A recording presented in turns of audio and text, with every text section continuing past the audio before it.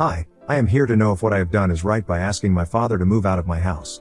For context, sometime after I turned 12, my parents got a divorce because my father was cheating on my mom with a much younger woman. I will call her Sarah since I don't want to use her real name. I remember the day vividly when I came back home from school early. I had a half day and my mom had given me keys to her house so I could let myself in. We did have a babysitter but she wasn't home yet so I thought she was running late. I heard some noise from my parents' room and I got scared.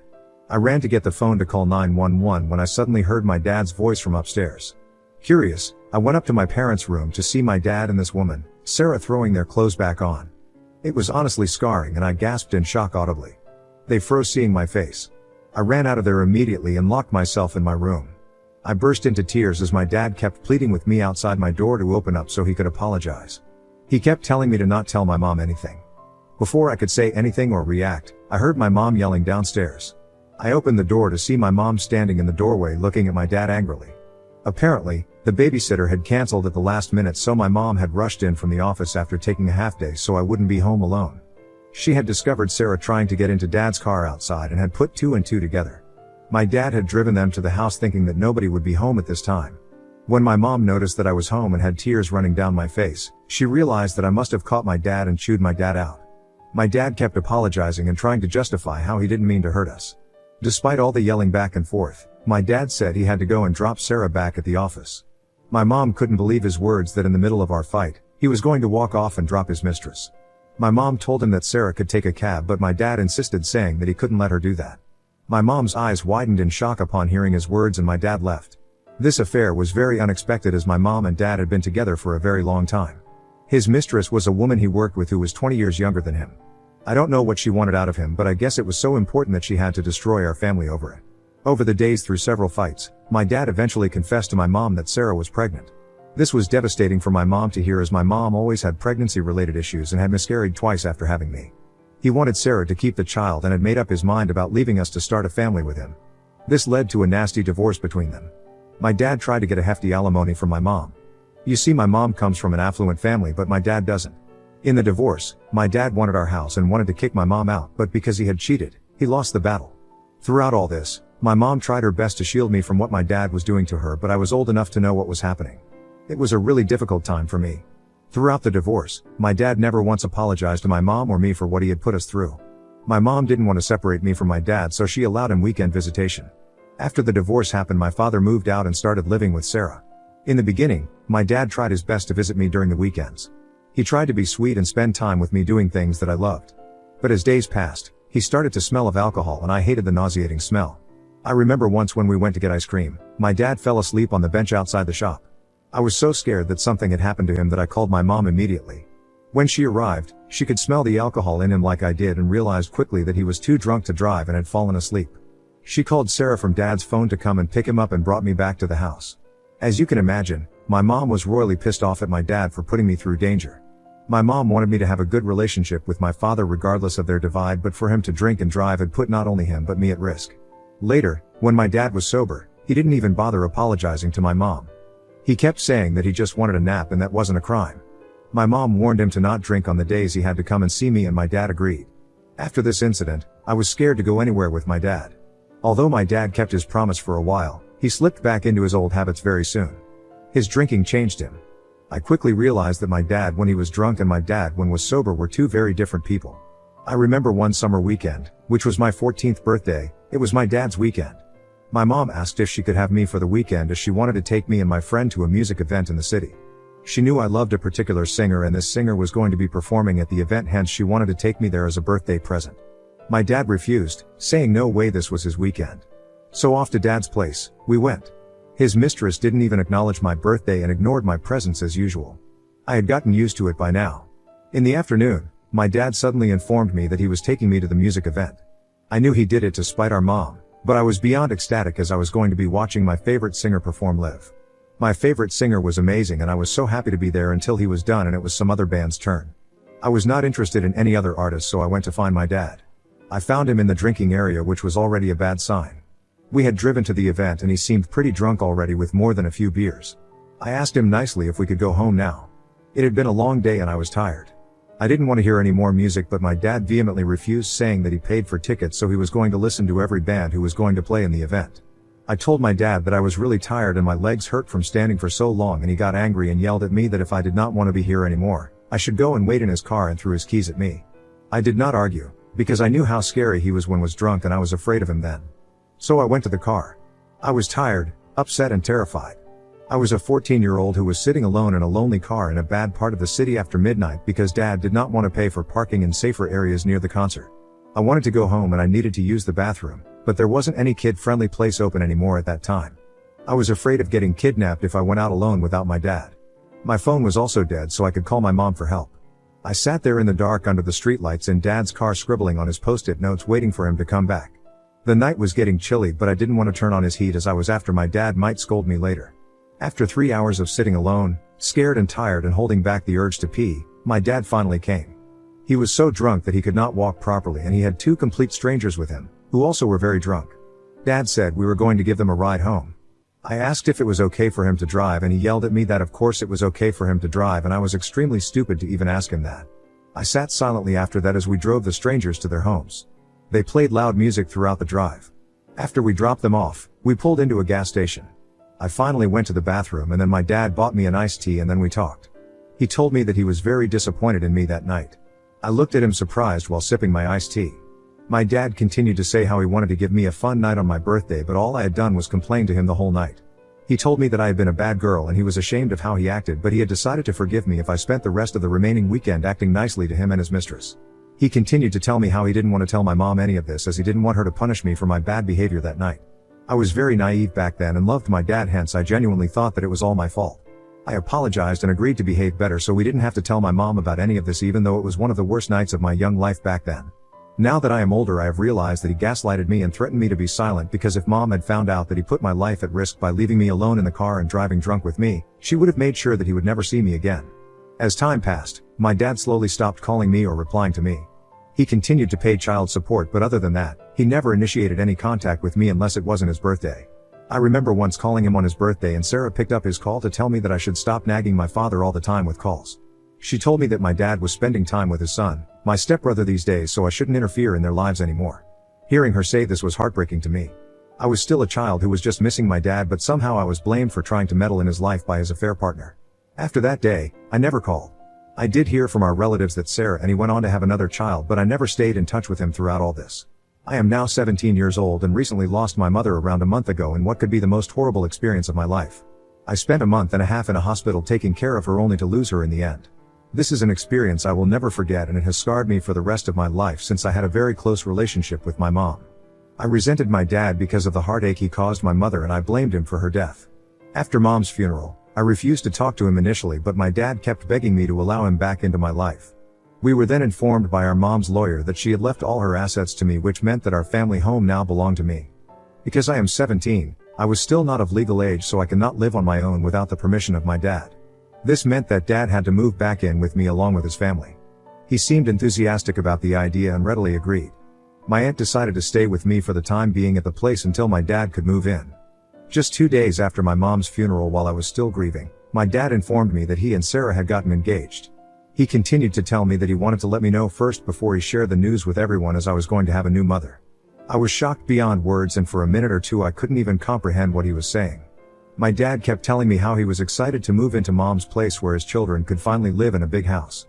I was confused and asked him why he was telling me all this when I was still grieving mom. He told me that he was doing this for me so we could now be one big, happy family. I burst into tears and cut his calls. I cried so much that I had puffy eyes the whole day. I didn't understand why my dad was doing all this. Last week they had an engagement party where they invited some of our relatives and friends. During the toast, Dad said something like, "I just can't wait to marry the perfect woman. I thank God for giving me the love of my life after all those years that I wasted with someone else." I walked out of the room after hearing what my father said. He basically considered his marriage to my late mother a waste of his time. It broke my heart and I wanted to leave right away, but Dad's friend and Sarah followed me. Sarah started telling me that I shouldn't leave as people in the party might question my dad, but I told her I couldn't sit through this and I needed to go as I felt sick. Dad's friend tried to convince me to stay and say a few words about his engagement. I kept refusing and got tired of holding my anger in, so I just said I have no good words to say about my cheating father and his mistress. I need to go. Amanda got angry with me and called me in a hole and told me that I needed to get over the past. I didn't even say anything and just left them behind. This weekend, my dad and his mistress got married in Vegas. They posted photos all over social media, and that is how I found out. I couldn't believe how cruel my father was to get married just 1 month after my mom passed away. My dad called me yesterday telling me that they were on their way to move into the place. He asked me to not cry in front of his kids as he didn't want to make them feel sad or uncomfortable. Apparently, his stepkids meant more to him than me or my emotions. I watched my mom's house get filled with their things as the packers and movers delivered their stuff. My dad and Sarah walked through the house, with Sarah leaving commentaries about what needed to be changed in the house. She also took down pictures of my mom throughout the house and put them in the garage. I have recovered them and put them under my bed for the time being. Yesterday night, we had our first dinner together. It was extremely uncomfortable for me, to say the least. I couldn't believe that my life was such a mess where I was stuck with my dad and his wife and their 2 kids who had toys strewn everywhere around the house. After dinner, Dad informed me that we needed to talk. With a very serious face, Dad told me that the house had only 3 rooms, which meant that it couldn't accommodate all of us unless we were willing to compromise. He then told me that he and Sarah had given this a lot of thought and had decided that they didn't want their kids to share a room as they wanted to give them their privacy. My brows furrowed in confusion, and I told my dad that other than the master bedroom and guest bedroom, the last remaining room belonged to me. This is when my dad informed me that he wanted me to move out of my room so his older son could have it. My eyes darted from my dad's face to Sarah in confusion as I struggled to understand what he was trying to imply. I asked him if he was serious, and Lisa interjected, replying that I was 17 so I didn't really need a room of my own while her 2 children were still growing and needed to have their own independence. My dad nodded in agreement and told me that as his oldest child, I needed to step up in his kids, aka, my new stepbrothers. I immediately started saying how ridiculous this was and yelling at him that this was extremely unfair. I told him that I wasn't going to live out of my bedroom just because he wanted his children to have separate rooms, and went on to tell him that they could always share a room. Hearing this, Sarah yelled back that I was being selfish and I should learn to sacrifice for my family. I scoffed hearing her and told her that she was the selfish person who had come into our lives and ruined them. Sarah retorted that I should appreciate the fact that they had moved into this place to take care of me and not make this such a big deal. My dad told me angrily that I was not allowed to speak to Sarah this way if I wanted to continue living in this house. He reminded me that I was 17 and still a child under his care, so I needed to listen to him. He continued to tell me that I needed to follow their rules from now on, even if I didn't like them, starting with moving out of my room and crashing into the living room. He told me that I was old enough to take care of his stepkids and he didn't want to waste his money on babysitters anymore. I started to protest again, but he firmly told me that I was welcome to run away and sleep on the footpath if I didn't follow his rules. I started to cry in anger and ran into my room while he and Sarah continued to yell at how immature I was. I'm torn, Reddit. On the one hand, I don't want to be the Grinch, but on the other, it's my home too. Ida, if I put my foot down and refuse to play babysitter in my living room? Or should I suck it up and embrace the chaos? Help me out here, guys. Update 1. Thank you everyone for your support. I am grateful that a lot of you have left a positive comment on my post. For those of you telling me to leave my house and move in with my aunt, although I think that's a good idea, I don't know if my dad will allow me. I also don't want to give up my room or this house because it has so many memories of my mom. It's unfair that I would have to move out of a place where my mom would have wanted me to stay. It breaks my heart to know that my dad doesn't even care about how I feel. It's just been a month of losing my mom and I am now being asked to sleep on the couch. I am probably going to cry myself to sleep tonight and will face this in the morning with a fresh mindset. I am too tired tonight to discuss this any further. Update 2. It's been a week since my last update. A lot has happened since then. For starters, after that night, I told my aunt everything about what had happened between me and my dad. She was shocked to hear the way my dad and Sarah had behaved with me. I told her how low I was feeling and how I couldn't take it anymore. My aunt, concerned about my well-being, immediately pulled up to our house to confront them. My dad was shocked to see her show up at our doorstep. She sat everyone down in the living room and spoke with a gentle but firm tone, emphasizing the emotional turmoil I was experiencing after my mother's recent passing. The conversation went something like this: "Aunt, I understand these are challenging times for everyone, but I'm worried about Lisa, my name. Losing her mother and adjusting to this new family dynamic is a lot to handle. Can we talk about why you are making this transition even harder for her by threatening her? Dad, I am her guardian and I make the rules. She needs to learn to adapt to live with us. Life doesn't stop just because her mother is dead, and I can't coddle her forever. This is my decision for our family, and I expect her to fall in line. Aunt, consider how quickly everything has happened, and the impact it has had on her. You have moved into the house and are asking her to give up her room just because you are her guardian currently. What happens 1 year later when she is finally able to inherit this house?" My dad's eyes widened in shock upon hearing her words. "Dad, this is my house now and I won't let her dictate how things will be in my own house. She's a child, and she needs to understand that. This is how it's going to be. Aunt, she has been crying since yesterday after your conversation and, sadly, you won't see the pain you are causing your daughter. If you continue down this path, I will help her file a lawsuit against you for mentally torturing her at her own home. My dad, initially defensive, gradually realized the gravity of the situation as my aunt continued to threaten, telling him that she had more than enough money to come after him. He took a moment to absorb her words and began to see the situation from a different perspective. Dad, fine. She can keep her room, but I expect her to help her out with babysitting my kids sometimes. Sarah and my dad looked at my Aunt Y died, who went on to tell them that she was going to involve their entire family and reveal to everyone about what they had done to me. Dad and Sarah must have finally realized that they could not do anything anymore. My dad, reflecting on your aunt's words, recognized the need for a more compassionate approach. Dad, you're right. I need to talk to her and find a way to make things more bearable. I won't ask her to give up her room or take care of her step-siblings. After the conversation, the tension in the house eased a bit, and my aunt's intervention played a crucial role in ensuring your living situation became more manageable.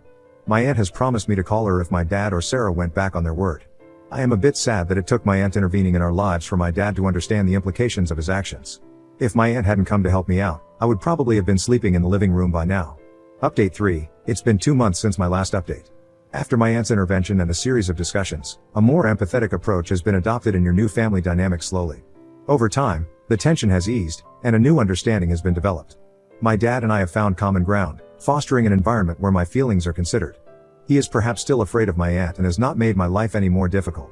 Sarah, on the other hand, has refused to acknowledge me if my dad isn't around. She clearly resents me but doesn't cause trouble, so I will let her behavior slide. Gradually, some compromises have been made. I have joined therapy to deal with my grief, which has helped me to express myself better. This has made me realize the extent to which my dad has emotionally abused me over the years. Regardless of his supposed changed behavior over the 2 months, I can't wait to turn 18 so I can take back my house. I might not be cruel to them as they were to me, but I will be definitely asking them to move out so I can continue to live in my mom's house on my own, cherishing her memories. While challenges may still arise, I am committed to facing them and staying strong like my mom. My aunt and the rest of her family continue to show their support, and I know they will always be there for me.